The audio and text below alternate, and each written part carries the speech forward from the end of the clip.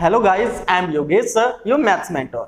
और आज हम लोग डिस्कस करने जा रहे हैं अरिथमेटिक प्रोग्रेशन की next class. In previous video we have learn about the first term, the common difference, nth term of an AP, और अगर किसी भी सीरीज के किस तरीके के क्वेश्चंस आते हैं ये भी हम लोगों ने सॉल्व किए थे।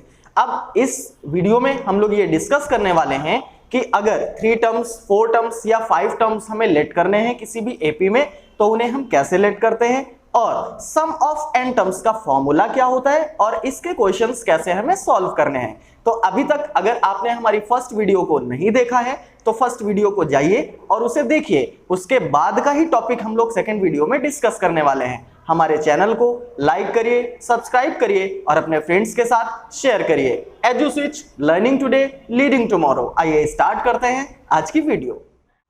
तो आज हम लोग स्टार्ट करते हैं अरिथमेटिक प्रोग्रेशन का एक क्वेश्चन अरिथमेटिक मीन का करके।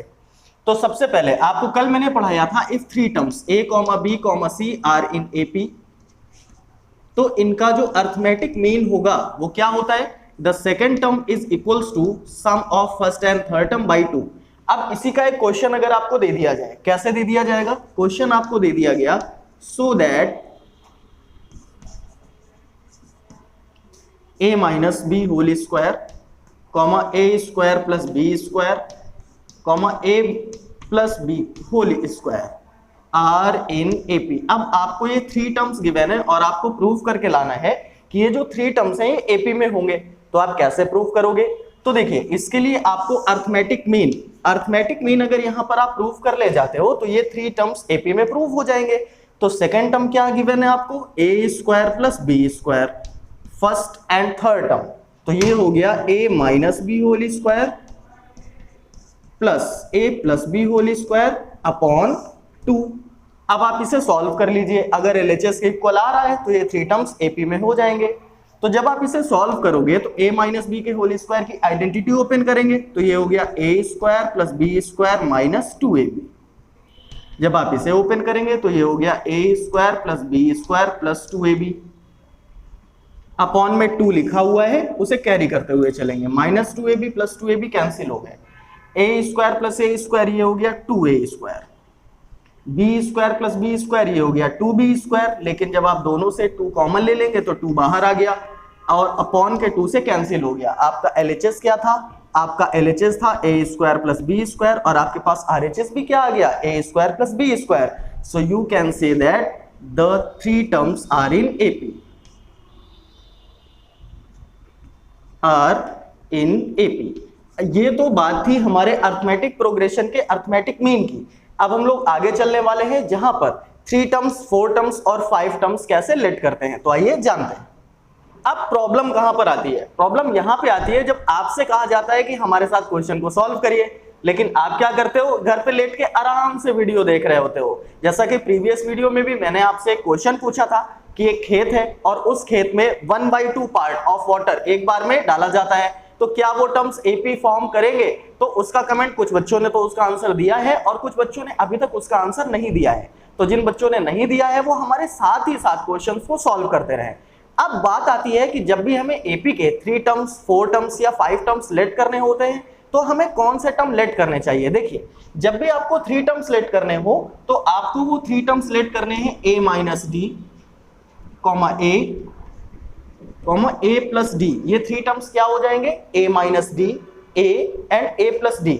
जब भी आपको किसी भी अरिथमेटिक प्रोग्रेशन में 4 टर्म्स लेट करने होंगे तो वो 4 टर्म्स क्या होने चाहिए, वो 4 टर्म्स होने चाहिए a minus 3d, a minus d, a plus d and a plus 3d।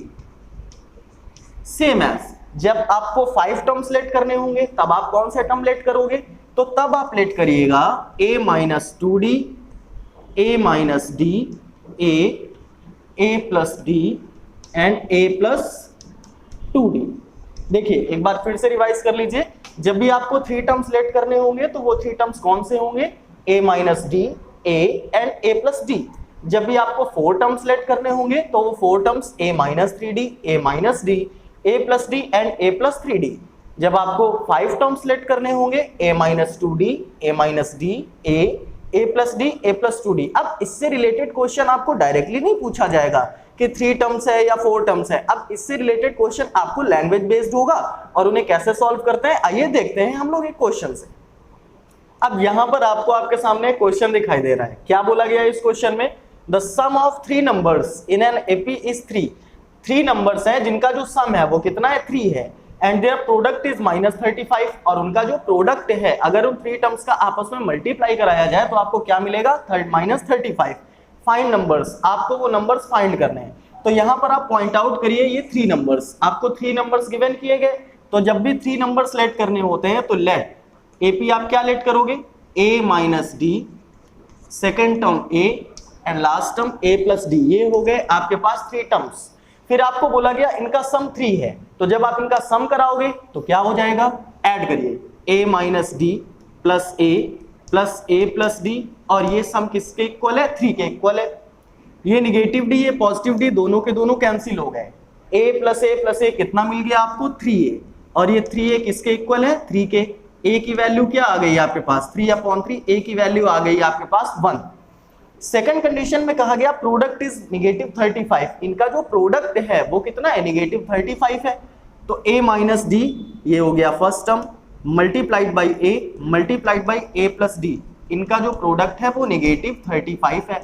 अब देखिए a minus d a plus D, ये तो आइडेंटिटी फॉर्म हो रही है किस चीज की, a² minus d² multiplied by a लिखा हुआ है इज इक्वल्स टू -35। अब a की वैल्यू प्लेस कर दीजिए, a की वैल्यू 1 है तो a² भी 1 हो गया, माइनस d², a की वैल्यू 1 है तो 1 से ही मल्टीप्लाई आप कराएंगे, कोई भी चेंजमेंट नहीं होगा। तो यहां से फाइनली सॉल्व होके आएगा 1 minus d² is equals to -35। अब आप देख रहे हैं निगेटिव d² है, तो निगेटिव d² को जब आप ट्रांसपोज करेंगे तो ये हो जाएगा पॉजिटिव d², और निगेटिव 35 को जब आप ट्रांसपोज करेंगे तो ये हो जाएगा पॉजिटिव 35। तो यहां से आपने देखा d² की वैल्यू कितनी हो गई, 36। जब d² की वैल्यू हो गई 36 तो d की वैल्यू आपके पास कितनी आ जाएगी, पॉजिटिव -6, यानी पॉजिटिव 6 भी पॉसिबल है एंड नेगेटिव 6 भी पॉसिबल है। आपके पास आ गई पॉजिटिव -6। अब ये देखिए a की वैल्यू 1 है, ये आपने प्लेस कर दिया। जब आप d की वैल्यू पॉजिटिव 6 ले रहे हो तो a माइनस डी, तो ये हो गया 1 माइनस 6, यहां से आ गया -5, और जब आप a प्लस डी कराओगे तो 1 प्लस 6 ये कितना हो गया, 7, यानी एक बार एक एपी आपको मिल गई -5, 1, 7, कब, जब आपने डी की वैल्यू पॉजिटिव 6 ली है। और अगर आप डी की वैल्यू -6 लेते हो तो -6 लेने में यही एपी आपकी क्या हो जाएगी, रिवर्स हो जाएगी, यानी आपकी सेकंड एपी के 3 टर्म्स हो जाएंगे 7, 1, -5। तो ये क्वेश्चन आपको समझ में आ गया होगा। आइए ऐसा ही एक क्वेश्चन हम लोग और करते हैं। अब आपको ये क्वेश्चन दिखाई दे रहा है डिवाइड 24 इंटू 3 पार्ट्स, तो आप 24 को 3 पार्ट्स में डिवाइड करना है, यानी कि जो भी 3 टर्म्स बनेंगे उन सभी का जो सम होगा वो 24 होगा, यही तो गिवन है आपको। इफ देयर प्रोडक्ट इज 440 और प्रोडक्ट गिवन हो गया 440, आपको फाइंड करने हैं दीज टर्म्स, यानी वो टर्म आपने लेट कर लिए a minus D, second term हो गया a और थर्ड टर्म हो गया a प्लस डी। अब ये तीनों टर्म किससे मिलकर के बने, ये 24 से मिलकर के बने हैं, तो अगर इनका सम आप कराओ तो क्या हो जाएगा, a minus D plus a plus D, ये सम हो जाएगा 24। d से d कैंसिल हो गया, 3a की वैल्यू हो गई 24, 3a 24, तो a कितना हो गया बेटा 8, a की वैल्यू आ गई 8। अब इनका जो प्रोडक्ट है वो कितना आ रहा है, 440 आ रहा है। इनका प्रोडक्ट आप फाइंड करें, a minus d multiplied by a plus d is equals to 440। तो यहां से a minus d a plus d identity create हो रही है, a² minus d² multiplied by a is equals to 440। अब वैल्यूज प्लेस करिए, a की value है 8 तो ये हो गया 64 माइनस d², a की वैल्यू 8 हो गई इज इक्वल्स टू 440। अब ये जो 8 है इसे आप क्या कर दो, ट्रांसपोज कर दो, यहां से बचा आपके पास 64 माइनस d², ये हो गया 64 minus d² is equals to 440 divided by 8 कितना होगा, ये हो जाएगा 55। अब d² को ट्रांसपोज करिए तो ये हो गया d², 55 ट्रांसपोज करिए 64 माइनस 55, तो यहां से सॉल्व करने के बाद d² की वैल्यू 64 माइनस 55 हो गई 9, तो d कितना हो गया +-3। देखिए a मिल गया आपको 8, तो a मिल गया आपको 8, a माइनस डी, जब आप पॉजिटिव 3 ले रहे हो तो 8 माइनस 3 कितना हो गया 5, a प्लस डी कितना हो गया 8 प्लस 3 11, तो एक एपी बन गई आपके पास 5, 8, 11 और जब आप डी की वैल्यू -3 लोगे तो यही एपी आपकी बन जाएगी 11, 8, 5। तो ये क्वेश्चन भी आपको क्लियरली समझ में आ गया होगा। अब हम लोग चलते हैं इसके मोस्ट इंपॉर्टेंट टॉपिक की तरफ, जो होगा sum of N terms. So my dear students, अब मान लेते हैं कि हमारे पास कोई एपी गिवन है। तो क्या हो गई AP? A, A2, A3 and so on. ऐसे ही हमारे पास एक गिवन एपी है और अगर आपसे कहा जाए कि what is the sum of first n terms, तो उसके लिए आपके पास फॉर्मूला हो जाएगा सम ऑफ एन टर्म्स का n/2 2a प्लस n-1d। यहां से देखिए a क्या है? हमारा फर्स्ट टर्म है। d क्या है? कॉमन डिफरेंस है। कहां से आएगा? a2 माइनस a से।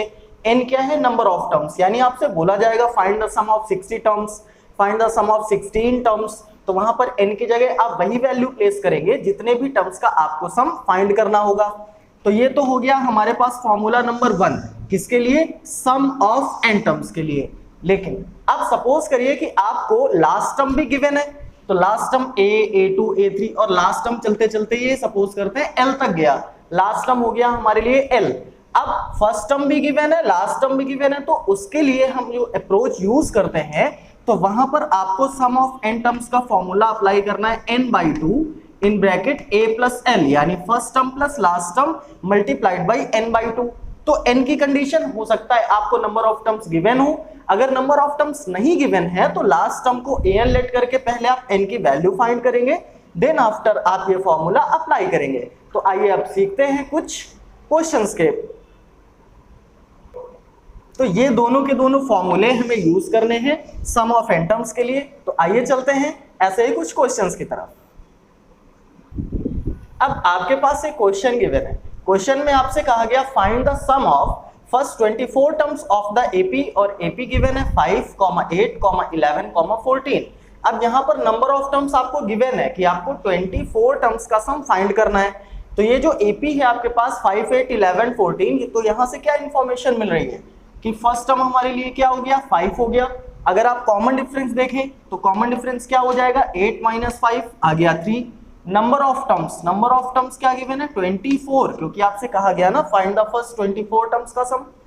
अब जब आप सम ऑफ एसएन का फॉर्मूला अप्लाई करिए, सम ऑफ एन टर्म्स क्या होता है?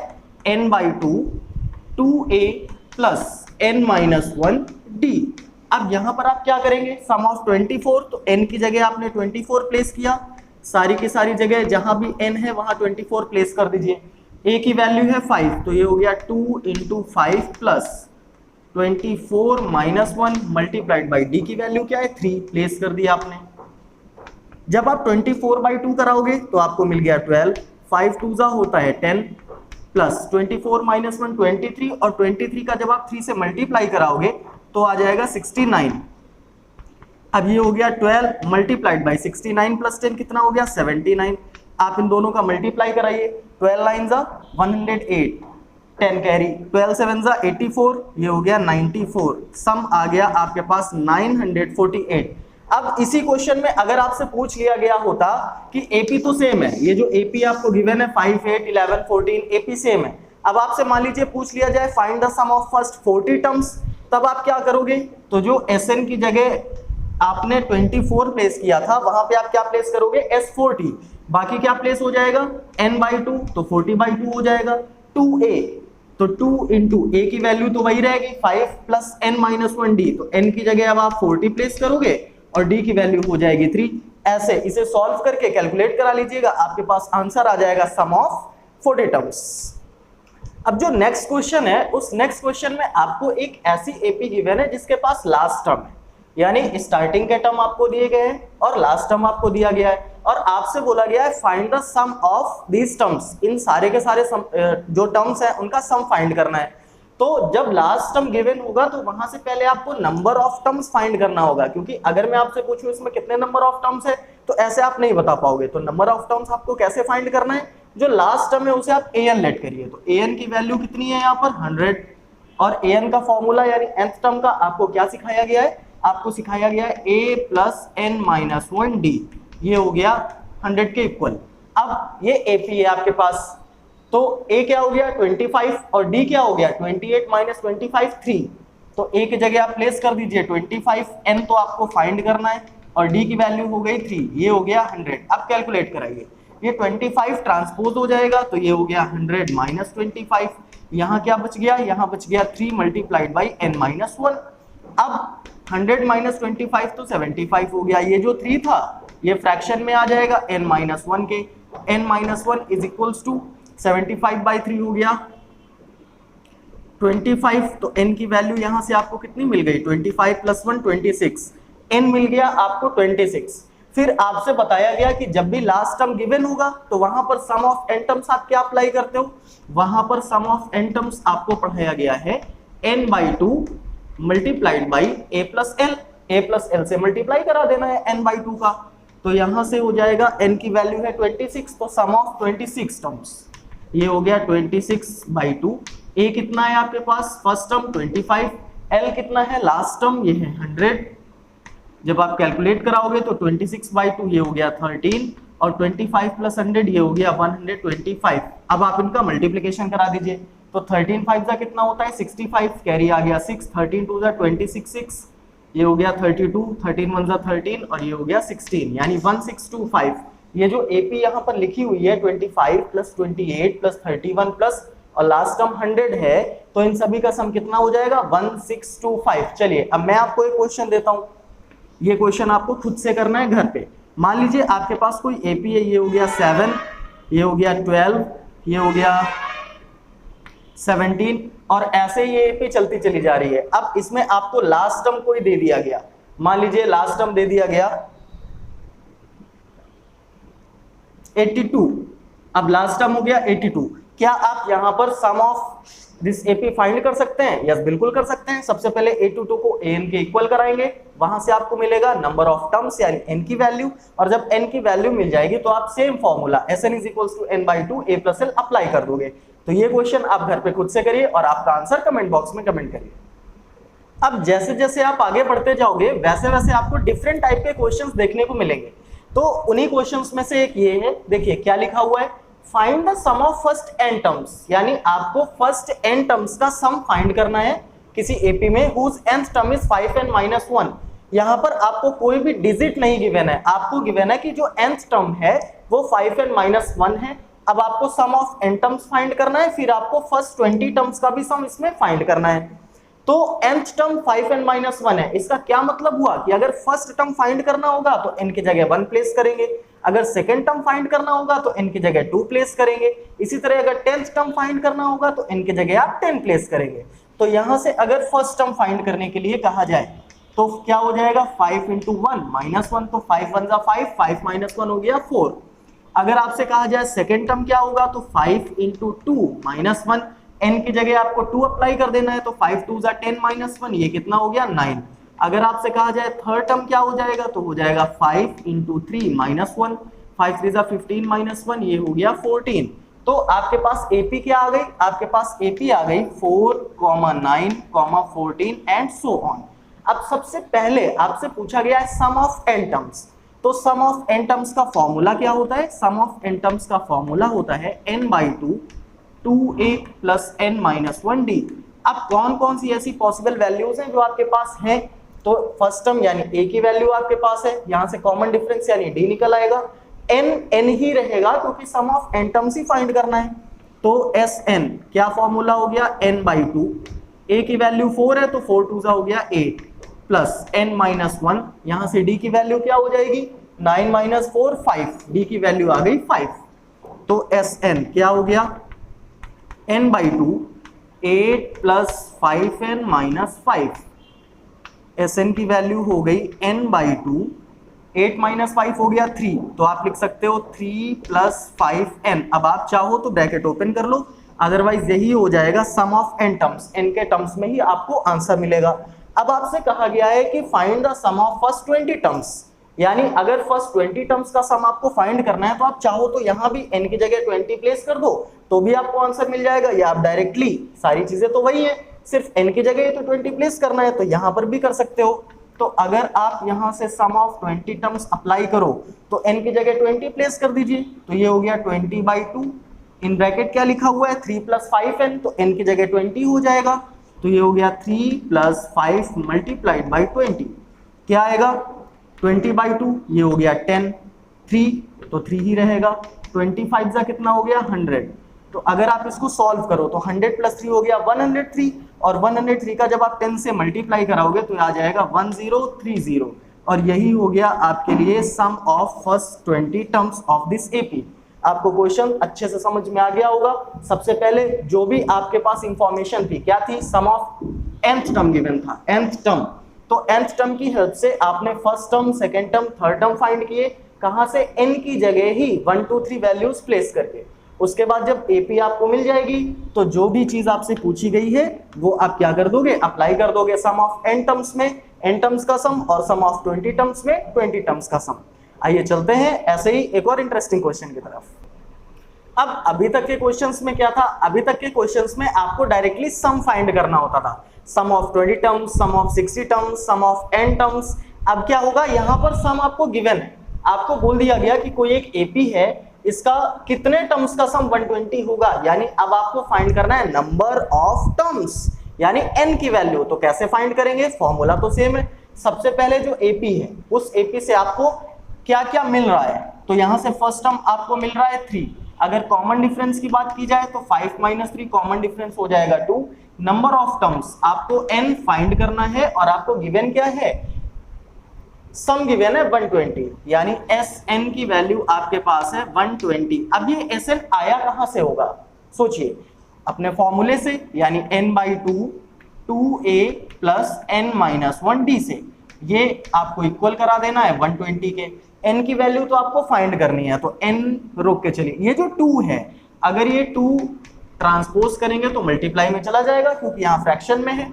अब बचा क्या, यहाँ से बचा 2, a की वैल्यू कितनी है 3, प्लेस कर दीजिए, n तो n ही रहेगा, d की वैल्यू कितनी है 2, प्लेस कर दीजिए। देखिए अब यहाँ से हो गया n, 3 2 6 प्लस 2 × n 2n -2, और 122 कितना हो गया 240। आगे देखिए n 6 - 2 हो गया 4 प्लस 2n = 240। अब यहां से जब आप इनका मल्टीप्लाई कराओगे तो ये मिल गया 4n + 2n² = 240। देखिए 2 तो कॉमन मिल रहा है, तो यहां से आ गया 2n + n² = 120। अब जब आप इसे अरेंज कराओगे तो क्या हो जाएगा, n² + 2n - 120 = 0। ये बन गया आपके लिए क्वाड्रेटिक इक्वेशन। अब आपको इसे सॉल्व करना है, तो यहां नोट डाउन कर लेते हैं, n² + 2n - 120 = 0। अब आपको क्या कराने होंगे, अब आपको कराने होंगे यहाँ पर फैक्टर्स, कि मल्टीप्लाई करें तो 120 आए और ऐड या सब्ट्रैक्ट करने पे 2 आए। तो आपको यहाँ इजीली फैक्टर्स दिखाई दे रहे होंगे। ये जो 2 है, आप इस 2 को क्या लिख सकते हो, इस 2 को आप लिख सकते हो 12 - 10, 12 - 10 2 हो जाएगा, और 12 × -10 -120 हो जाएगा। ये हो गए इसके फैक्टर्स। तो यहाँ से x, ये n है, n चल रहा है, x नहीं है, तो ये हो गया n² + 12n - 10n - 120 = 0। ये हो गया n कॉमन, ये हो गया n + 12, यहाँ से -10 कॉमन मिलेगा तो हो जाएगा n + 12। अब यहाँ पर आपको ये 2 फैक्टर्स मिले, एक मिल गया n + 12 और एक मिल गया n - 10। जब आप n + 12 को 0 के इक्वल कराओगे तो n की वैल्यू -12 आएगी, और निगेटिव वैल्यू आपको निगलेक्ट करनी है। जब आप n - 10 को 0 के इक्वल कराओगे तो आपको n की वैल्यू मिल जाएगी +10, और यही आपका फाइनल आंसर हो जाएगा। तो इस क्वेश्चन में पूछा था कि 120 कितने नंबर ऑफ टर्म्स का सम होगा, तो आपको आंसर मिल गया कि 10 टर्म्स का सम होगा आपके पास 120। तो ये क्वेश्चन भी आपको समझ में आ गया होगा। अब हम लोग चलते हैं और ज्यादा ऐसे क्वेश्चंस में जिनमें लैंग्वेज प्रॉब्लम होती है। अब हम लोग देखेंगे समेशन क्वेश्चंस, जहां पर आपको एक से ज्यादा इंफॉर्मेशंस गिवन होती हैं और कैसे उनसे हम क्वेश्चंस को सॉल्व करते हैं। तो आपसे कहा गया the 14th term of an AP is twice its 8th term, यानी जो इस एपी का 14th टर्म है वो 8th टर्म का डबल है। ट्वाइस का मतलब होता है double. If it's 6th term is -8, और आपसे कहा गया है कि इसका जो 6th टर्म होगा वो -8 है। Then find the sum of its first 20 terms, और इसके बाद आपको फर्स्ट 20 टर्म्स का सम भी फाइंड करना है। तो सबसे पहले आपको एपी फाइंड करनी पड़ेगी ना। जब आप एपी फाइंड कर लोगे तो एपी के बाद आप उसके सम फाइंड कर लोगे। तो देखिए सबसे पहली इंफॉर्मेशन 14th टर्म, तो 14th टर्म क्या हो गया, A14 किसके इक्वल है, ट्वाइस इट्स 8th टर्म, यानी 8th टर्म का ट्वाइस, ये हो गया 2 इंटू A8। अब A14 कैसे आता है, आपको पहले भी बताया गया है, A14 आएगा A प्लस 13D से। A8 कहां से आएगा, A8 आएगा A प्लस 7D से। अब आप मल्टीप्लाई कराइए तो क्या हो गया, ये हो गया A प्लस 13D और यहां से हो गया 2A प्लस 14D। देखिए सारी की सारी चीजें आप ट्रांसपोज कर दो तो 2A माइनस A क्या हो गया A, और 14D माइनस 13D क्या हो गया D। ये A plus D is equals to 0, ये आ गई कंडीशन नंबर 1 आपके पास। फिर आपसे कहा गया 6th टर्म इज -8, इसका जो 6th टर्म है वो -8 है, तो यहां से A6 इज इक्वल्स टू -8 करा दीजिए। A6 कैसे आया होगा, A6 आया होगा A प्लस 5D से, ये वैल्यू हो गई -8। अब ये हो गई आपके पास कंडीशन नंबर 2। देखिए first condition second condition, A के कोफिशिएंट्स दोनों कंडीशन पे इक्वल है, तो आप क्या करा दो, सब्ट्रैक्ट इक्वेशन 1 फ्रॉम इक्वेशन 2। तो इक्वेशन 2 है आपके पास A प्लस 5D is equals to -8, equation 1 है आपके पास A plus D is equals to 0। जब आप सब्ट्रैक्शन कराते हो तो साइन चेंज होते हैं, 0 का कोई साइन होता ही नहीं है। A से A कैंसिल हो गया, 5D माइनस D, ये हो गया 4D -8 और ये हो गया -8। तो यहाँ से D की वैल्यू क्या आ गई, देखिए -8/4 हो जाएगा, तो D की वैल्यू आपके पास हो गई -2। जब D की वैल्यू -2 हो गई, A प्लस D कितना है, 0 है, तो यहां से A plus -2 is equals to 0, तो A कितना आ गया, +2, यानी A की वैल्यू हो गई 2। अब A आ गया आपके पास 2, D आ गया -2, तो क्या AP फाइंड की जा सकती है, ऑफ कोर्स की जा सकती है, लेकिन AP के बाद अब क्या करना है, find the sum of its first 20 terms, आपको सम भी फाइंड करना है। तो सम का फॉर्मूला क्या पढ़ाया गया आपको, n/2 2A plus n-1 D। अब आपको सम ऑफ 20 टर्म्स लाना है, तो ये हो गया S20 is equals to 20/2 2A, तो ये हो गया 2A की वैल्यू कितनी है, 2 है, n-1 तो 20-1, और D की वैल्यू कितनी है, -2 है, देखिए -2 हो गया।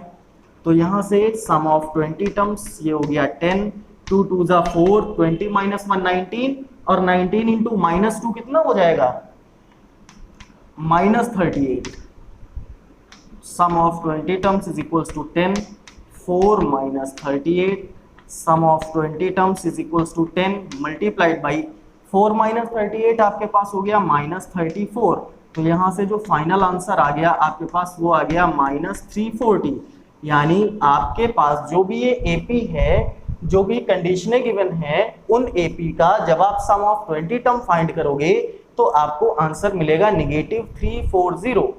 आपको ये क्वेश्चन भी अच्छे से समझ में आ गया होगा। अब हम लोग चलते हैं ऐसे ही एक और क्वेश्चन की तरफ। एक और क्वेश्चन ऐसा ही जैसा अभी आपने किया वैसा ही एक और क्वेश्चन आपके सामने है। वैसे तो करना ही आपको चाहिए, लेकिन आइए फिर भी हम लोग मिलके ये क्वेश्चन डिस्कस करते हैं और इसके आगे आने वाले जो क्वेश्चन है वो आपको सॉल्व करने होंगे। तो क्या गिवन है, the 13th term of an AP is 4 times the third term. जैसे पहले था वैसा ही कुछ सिमिलैरिटी हमें दिखाई दे रही है कि इसका जो 13th टर्म है यानी A13 वो 4 टाइम्स है थर्ड टर्म के, यानी 4 टाइम्स है A3 के थर्ड टर्म्स के। फिर क्या कहा गया है, if it's 5th term is 16, इसका जो 5th टर्म है वो कितना है, 16 है। तो 5th टर्म वाली बात भी अभी हम लोग करते हैं। तो यहां से क्या आएगा, A13 कहां से आता है, A प्लस 12D से। 4 थर्ड टर्म कहां से आया होगा, A प्लस 2D से। मल्टीप्लाई कराइए तो ये हो गया A plus 12D is equals to 4A plus 4 2 जा 8D। अब 4A माइनस A कितना हो गया, ये हो गया 3A, और 12D माइनस 8D ये कितना हो गया 4D। क्लियर। तो अब आप इसको चाहो तो लीनियर इक्वेशन के फॉर्मेट में 3A minus 4D is equals to 0, condition number 1। Second condition क्या गिवन है, 5th टर्म इज 16, तो जो आपका A5 है वो कितना हो गया 16। 5th टर्म आता कहां से है, A प्लस 4D से, ये हो गया 16, कंडीशन नंबर 2। देखिए A के कोफिशिएंट्स तो डिफरेंट है लेकिन D के कोफिशिएंट्स आपको इक्वल दिखाई दे रहे हैं, यहाँ भी 4 यहाँ भी 4। दोनों के साइन क्या है, अपोजिट है, और जब भी अपोजिट साइन होता है तो वहां पर हम लोग ऐड कर देते हैं। तो add equation 1 and 2, add equation 1 and equation 2। तो क्या लिखा हुआ है, 3a minus 4d is equals to 0। Second equation क्या लिखी है, a plus 4d is equals to 16। तो यहां से 4d से तो 4d कैंसिल हो गया, अपोजिट साइन से 3a plus 4a, 3a plus a ये हो गया 4a, 4a is equals to हो गया 16। तो जब 4a इज इक्वल्स टू 16 हो गया तो a की वैल्यू क्या आ गई आपके पास, a की वैल्यू आ गई 4। फिर 4d is equals to 3a, तो यहां से आप d फाइंड कर सकते हो, बिल्कुल कर सकते हो। 4d is equals to 3a था, a की जगह 4 प्लेस करिए, तो d क्या हो गया 3 इंटू 4 बाई 4, 4 से 4 कैंसिल हो गया, d की वैल्यू कितनी आ गई 3।